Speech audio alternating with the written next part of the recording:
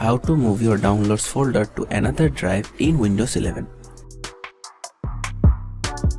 First, create a new download folder on your target drive,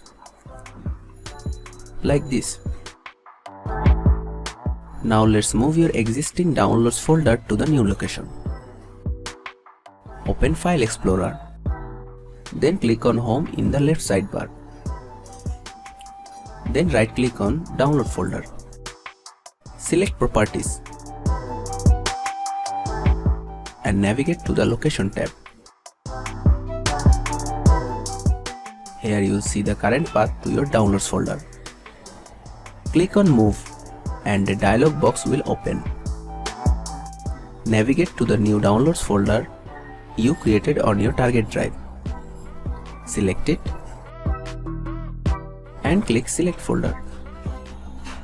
Now Windows will ask if you want to move all the files from the old location to the new one. Click Yes. Once the transfer is complete, your downloads folder will be in the new location. You can check this by opening File Explorer and looking at the path in the address bar. If you want to change into previous location, then click on Restore Default. That's it. Thanks for watching. Subscribe to our 5-minute solution channel for more videos.